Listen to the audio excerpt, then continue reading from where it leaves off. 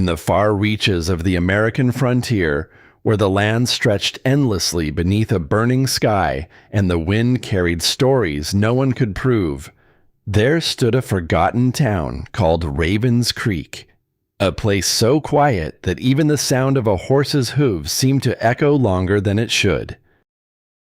But Raven's Creek was not known for its silence. It was known for its fear. Because every night, just as the last light disappeared behind the jagged hills and the sky turned the color of dying embers, the wind would begin to rise.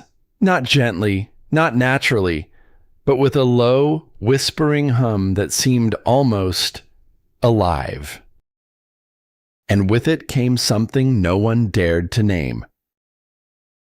No one could say exactly when it started, but the oldest man in town, who had buried 3 wives and outlived 2 generations, claimed it began the night a stranger rode in without a shadow.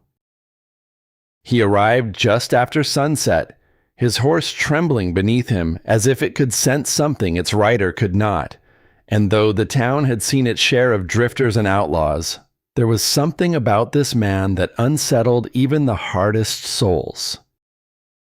Not his face, which was pale but ordinary. Not his clothes, worn like any traveler's, but the way the wind stopped when he did. As though it was listening. He called himself Silas Vane, though no one believed it was his real name, and when asked where he had come from, he would offer only a quiet smile that never quite reached his eyes. "I've been walking a long time," he would say in a voice that sounded tired in a way that sleep could never fix. At first, the townsfolk tried to treat him like any other traveler, offering him a drink, a bed, and the usual cautious kindness reserved for strangers in dangerous lands. But something began to change. Small things, strange things. Dogs would whimper when he passed. Candles would flicker and die without reason. And every night, without fail, the wind returned, stronger, colder, and filled with a sound that no one could quite describe, yet everyone understood. It sounded like voices. It happened 3 nights after Silas arrived, when the storm rose so violently that doors slammed shut on their own and windows rattled like they might shatter at any moment. People stayed inside, as they always did. They barred their doors. They covered their ears. They prayed. But one man, a stubborn rancher named Harlan Briggs, decided he had had enough of fear ruling his life, and stepped out into the storm with nothing but a lantern and his anger. What he saw that night changed everything. Because standing in the middle of the empty street, unmoving despite the howling wind, was Silas Vane, and the wind was circling him. Harlan would later swear that the storm did not move randomly, as storms do, but with purpose, spiraling around Silas as though drawn to him, as though he were its center, its anchor, its master. But Silas did not look powerful. He looked exhausted, like a man carrying something far heavier than the storm itself. Harlan tried to call out, but the moment he opened his mouth, the wind screamed louder, drowning out every sound, every thought, every sense of reason. And then, for just a moment, the voices became clear.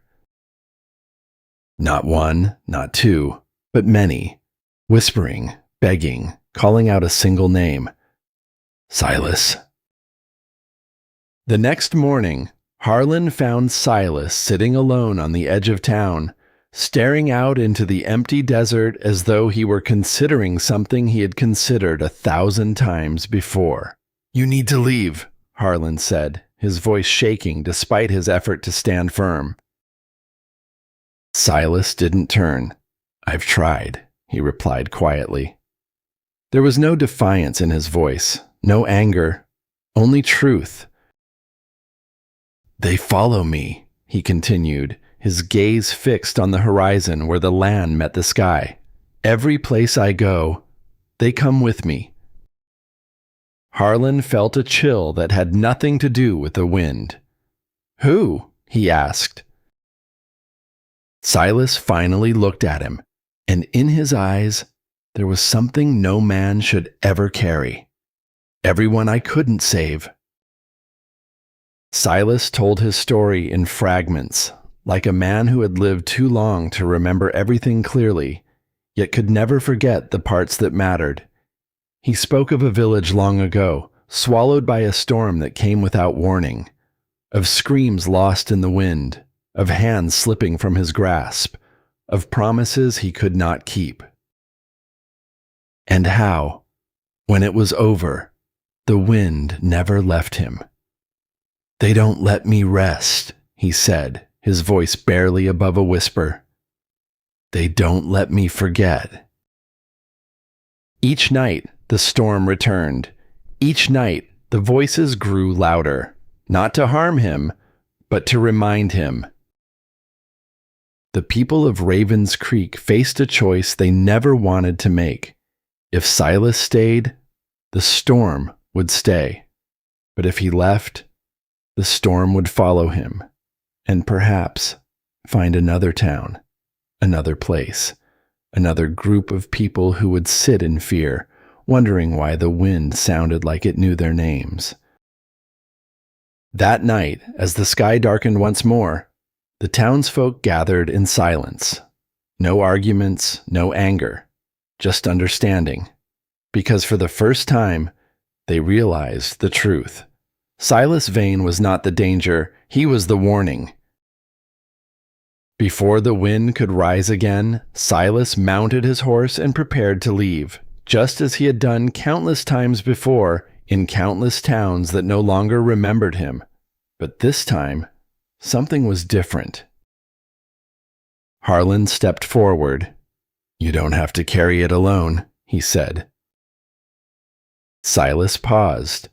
For a moment, it seemed as though the weight he carried might finally break. But then, he shook his head gently. "Some things aren't meant to be shared," he said, "only endured." And with that, he rode into the darkness. That night, the wind came, but softer, distant, as if it were already moving on. By morning, it was gone. Ravens Creek returned to its silence, but it was not the same silence as before, because now it was filled with something else, understanding. Some burdens in life are not loud. They do not show themselves in obvious ways. They do not ask for attention. They simply follow, quietly, relentlessly, like the wind. And sometimes, the strongest people are not the ones who defeat their storms, but the ones who keep walking, even when the storm refuses to leave.